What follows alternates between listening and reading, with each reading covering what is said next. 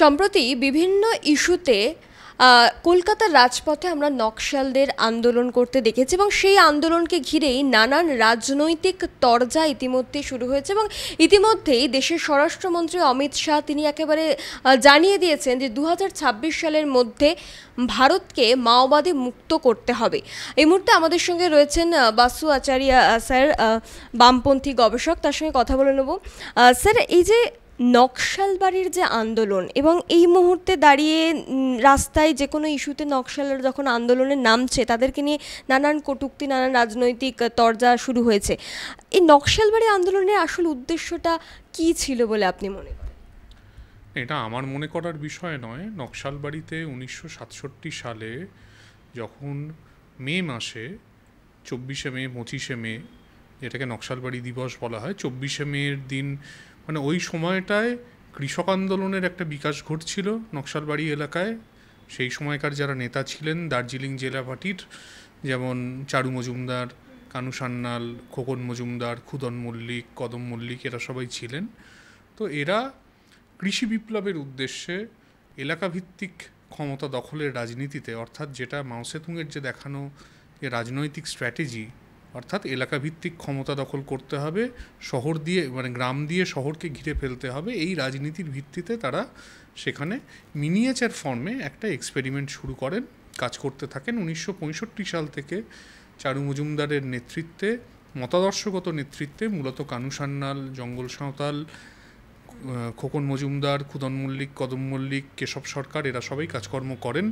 একদল ছাত্রছাত্রী তারাও এগিয়ে এসেছিলেন এবং এরা মিলে সোজা কথায় যেটা করতে চেয়েছিলেন যে কৃষি বিপ্লব সংগঠিত করে ভারতবর্ষকে গণতান্ত্রিক বিপ্লবের দিকে নিয়ে যাওয়ার একটা চেষ্টা তাদের ছিল। এমন একটা সমাজ ব্যবস্থা তারা গড়তে চাইছিলেন যে কৃষক আমাদের সমস্ত কিছু তৈরি করেছে। আমি যে জামাটা পরে আছি বা আপনি যে জামাটা পরে আছেন আপনি, সেটাও দেখুন বয়ন করেছে আরেকজন মানুষ। আমরা যে মুখে ভাত তুলছি সেটাও ফলিয়েছেন আরেকজন। কিন্তু যে মানুষগুলো এগুলো করছেন, যাদের জন্যে আমরা রয়েছি, সেই মানুষগুলো কিন্তু অন্নহীন হয়ে থাকছেন, সেই মানুষগুলো নিপীড়িত হয়ে থাকছেন। তাদের হাতে যাতে ক্ষমতা যায় সেইটার জন্যে নকশালবাড়ির আন্দোলন একটা বিশেষ পথে চারু মজুমদার এবং তার সহযোগীরা ভেবেছিলেন। সেই পথে তারা আন্দোলন করতে শুরু করেন এবং তাতে সরকার বাহাদুর তার বিরুদ্ধে তার দশপ্রহরণ নিয়ে নামে এবং নেমে 1967 সালের 24শে মে তারা যখন বড়ঝড়ু জোত বলে একটা গ্রামে তারা ঘিরে ফেলে, সেই সময় একজন আদিবাসী কৃষক, সে তখন একটা তীর ছুঁড়ে একজন পুলিশ ইন্সপেক্টর, তার নাম সোনাম ওয়াংদি, সেই সোনাম ওয়াংদিকে ওখানে খতম করে দেয় এবং সেখান থেকেই বলা যেতে পারে অবস্থাটা একটা নতুন দিকে যায়। এর পরের দিন 25শে মে শান্তিপূর্ণ একটা আন্দোলন চলছিল, মহিলাদের আন্দোলন, মূলত প্রসাদু জোত বলে একটা এলাকায়।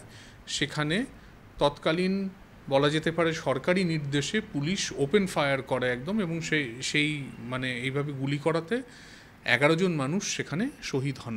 এমনকি কোলের শিশু সমেত মাও শহীদ হয়েছিলেন। বেশিরভাগই যারা মারা গেছিলেন তারা কিন্তু মহিলা, আদিবাসী মহিলা, রাজবংশী মহিলা, এরা মারা গেছিলেন আর কি। তো এরা শহীদ হলেন। এর পরে মানে এই দিনটাকে মূলত শহীদ দিবস বলা হয় এবং 24 তারিখটাকে নকশালবাড়ি দিবস বলা হয়। অনেক সময় আবার অনেকে শুধু 25 তারিখটাকে নকশালবাড়ি দিবস বলে মনে করে। এটা নিয়ে নকশালদের মধ্যেও একটা মতভেদ আছে। নকশালটা মূলত নকশালপন্থী বা নকশালিস্ট বা নকশালাইট, এই শব্দবন্ধ পরবর্তীকালে স্টেটসম্যান পত্রিকার তরফ থেকে দেওয়া হয়েছিল। আদতে এদেরকে কমিউনিস্ট বিপ্লবী বলা হয়, কারণ এরা সকলেই কমিউনিস্ট পার্টির অংশ ছিলেন। সেই সময় আন্তর্জাতিকভাবে একটা মহাবিতর্ক চলছিল সোভিয়েত পার্টির সঙ্গে চীন পার্টির। তো সেখানে যারা চীনের পক্ষে ছিলেন, সেই চীনের পক্ষে থাকা মানুষজন তারাই মূলত নকশাল আন্দোলনের পক্ষে আসেন। আর একটা অংশ চীনের পক্ষে ছিল, তারা মূলত চীনের পক্ষেও মানে তারা যতক্ষণ তারা ক্ষমতা দখল করার চেষ্টা করছিল কমিউনিস্ট পার্টির মধ্যে, তো যে অংশটা ক্ষমতা দখল করার চেষ্টা করছিল তারা যখন দেখা গেল তারা পার্টিটা ভেঙে দিল 1964 সালে, তো সিপিআই ভেঙে গেল, ভেঙে গিয়ে সিপিআই এবং সিপিআইএম তৈরি হলো।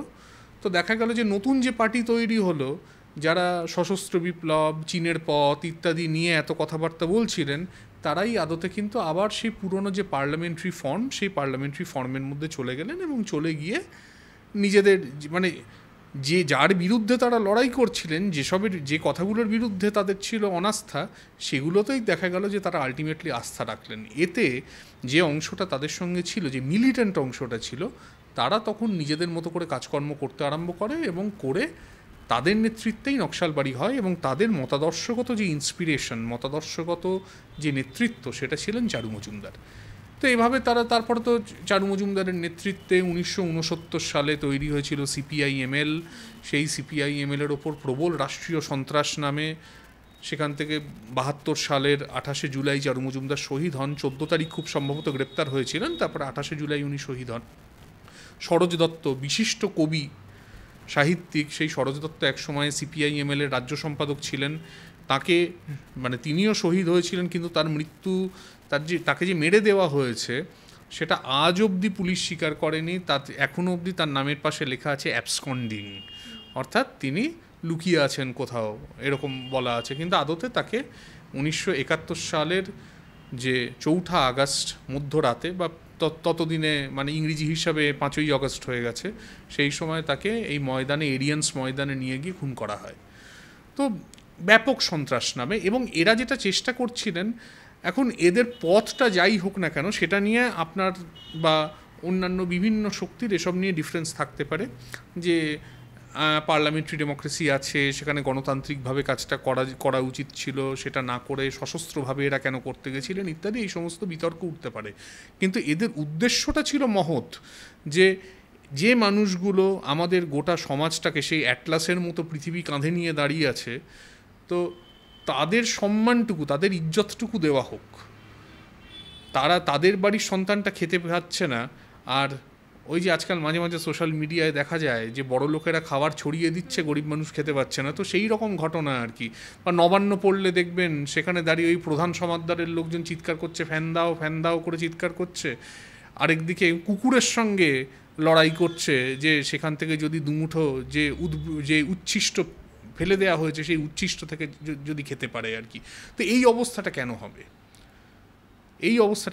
এটার বিরুদ্ধে নকশালদের মূল লড়াইয়ের জায়গাটা ছিল এইটার বিরুদ্ধে। এবং তাদের কথাটাই ছিল হচ্ছে যে ঋণ শোধ করো, যে তুমি প্রতি মুহূর্তে, যখনই আমি জন্মাচ্ছি তখনই আমি সমাজের কাছে যে প্রবল আমি ঋণ নিচ্ছি, সেই ঋণের মধ্যে দিয়ে আমি যে নিজেকে গড়ে তুলছি। আমরা যে কলেজ ইউনিভার্সিটিতে পড়াশোনা করেছে সব ছেলেমেয়েরা, আমরা যে পড়াশোনা করেছি, তাতে সত্যি কথা বলতে কি, ধরুন আজকে যে ছেলে বা মেয়েটি ডাক্তারি পড়ছে একটি সরকারি কলেজে, তার পেছনে তাকে ডাক্তার তৈরি করতে যে খরচ, সেই খরচ কিন্তু সে যে টাকাটা দিচ্ছে সেটা কিন্তু একেবারেই এনাফ নয়, যথেষ্ট তো নয়, তার চেয়ে অনেক অনেক অনেক কম।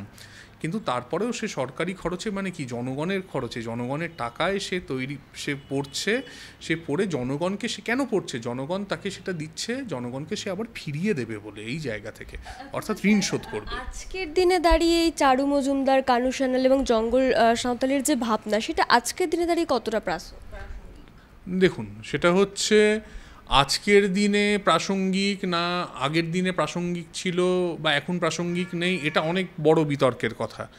যেমন আপনি যদি আমাকে জিজ্ঞেস করেন, তাহলে আমি বলবো যে মাও সেতুংয়ের যে শিক্ষা, চেয়ারম্যান মাও যে বলছেন যে লাল ক্ষমতা কোথায় কখন টিকে থাকতে পারে, তার উনি 5টা শর্ত বলছেন। সেই 5টা শর্তের মধ্যে যদি বিচার করা হয়, প্রথম শর্ত যেটা বলছেন যে শাসক শ্রেণীর মধ্যে যুদ্ধের পরিস্থিতি থাকতে হবে। ভারতবর্ষের মতো দেশে কিন্তু শাসক শ্রেণীর মধ্যে দ্বন্দ্ব বিপুল পরিমাণে আছে, কিন্তু শাসক শ্রেণীর মধ্যে যুদ্ধ যেটাকে বলে সেই যুদ্ধের পরিবেশ নেই। তাছাড়া ধরুন এই যে গেরিলা অ্যাক্টিভিটি সাস্টেন করতে গেলে আপনার ন্যাচারাল ইকোনমি, অর্থাৎ বাজারের অনুপ্রবেশ একটু কম লাগে, কিন্তু আপনার ন্যাচারাল ইকোনমি যেখানে প্রিভেল করে, অর্থাৎ প্রাক পুঁজিবাদী যে অর্থনীতি যেখানে থাকে, সেখানে আপনার পক্ষে আপনার গেরিলা শক্তিকে বজায় রাখা সম্ভব, যেটা সবসময় সম্ভব হয় না। তো সেই কারণে এরকম অসংখ্য কারণ আছে। আমি যেমন নিজে ব্যক্তিগতভাবে মনে করি যে ভারতবর্ষের মতো দেশে, যেখানে আপনার কোনো রিয়ার নেই, অর্থাৎ পিছু হটার জায়গা নেই, সেই অর্থে আবার একই সঙ্গে শাসক শ্রেণীর মধ্যে যুদ্ধ নেই, ন্যাচারাল ইকোনমির বদলে বিপুল পরিমাণে বাজার এসে গেছে, যে কারণে আপনি দেখবেন আজকের মাওবাদীদের তারা ক্রমাগত পাহাড় জঙ্গলে আশ্রয় নিতে আরম্ভ করছে। পাহাড় জঙ্গলে তারা আশ্রয় নিচ্ছেন কেন? যেখানে মূল কৃষক রয়েছেন সেখানে তারা তো আগে সেখানেই ছিলেন। 70 দশকে কিংবা 80 দশকেও তারা কোথায় ছিলেন? তারা মূলত গ্রামাঞ্চলে ছিলেন, অর্থাৎ যেখানে সাধারণ কৃষক রয়েছে সেখানে ছিলেন। কিন্তু সেখান থেকে তাদেরকে সরে যেতে হলো কোথায়? না জঙ্গলে চলে যেতে হলো। কোথায় সরে যেতে হলো? না পাহাড়ে সরে যেতে হলো।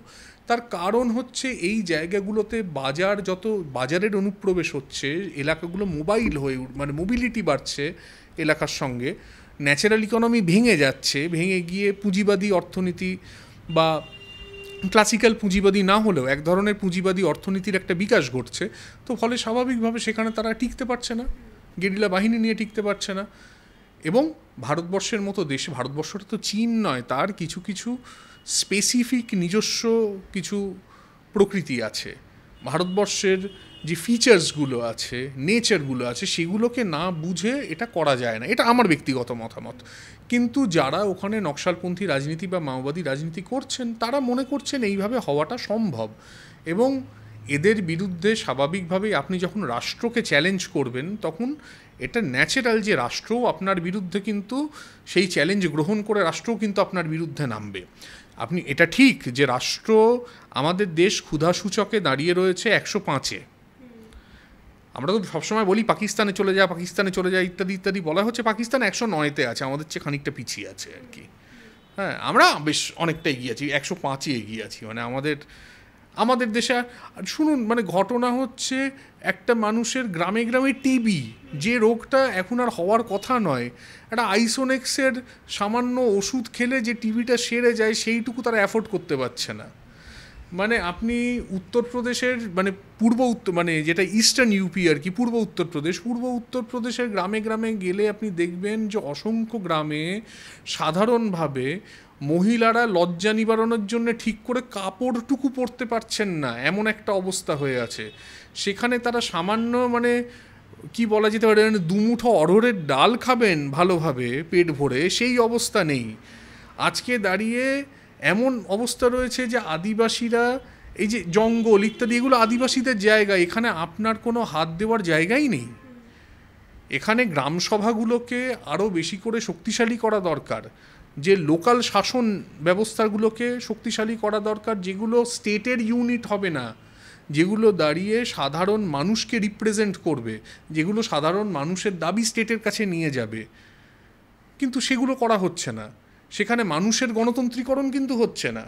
মানুষের ক্ষমতা, মানুষের খাদ্য, তাকে ক্ষুধাসূচক থেকে ব্যাপারটাকে ওপরে নিয়ে আসা, সেগুলো করা হচ্ছে না। আদানি আম্বানির হাতে কতটা জায়গা তুলে দেওয়া যায়, এই যে দেখছেন এখন বস্তারে যে এই নানা রকম ঘটনা ঘটলো আর কি।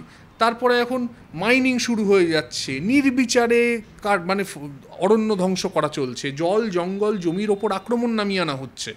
কার উদ্দেশ্যে? আদত বিষয়টা মাওবাদ, নকশালবাদ এগুলো ব্যাপার নয়। মাওবাদ নকশালবাদের বিরোধিতাটা করার এদের কারণ আজকে অমিত শাহ যে বলছে, অমিত শাহ নিজের ছেলের অবস্থাটা বলুন তো। এই যে জয় শাহ, তার সম্পত্তি কত বেড়েছে? তার সম্পত্তি, তার বাবা গৃহমন্ত্রী হওয়ার পর থেকে তার ছেলের সম্পত্তির পরিমাণ একেবারে জিওমেট্রিক প্রোগ্রেশনে যে বাড়তে বাড়তে একটা বিপুল জায়গায় পৌঁছে গেল। এই যে এতগুলো লোক, এই যে বিজয় মাল্য, তারপর হচ্ছে নীরব মোদী, এরা যে সমস্ত টাকা পয়সা মেরে চলে গেল, আপনার আমার টাকা। আজকে আদানি স্টেট ব্যাংকের থেকে টাকা পয়সা তার লোন রাইট অফ করে দেয়া হচ্ছে।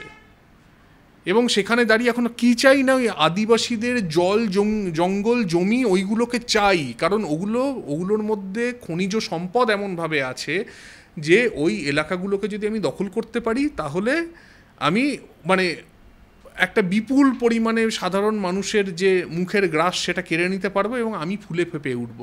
এবং যে কারণে আপনি দেখবেন অরণ্য ধ্বংস করে দেওয়া হচ্ছে, এবং এটা সারা বিশ্বে হচ্ছে এবং তারই একটা অংশ হিসাবে এখানে আসছে।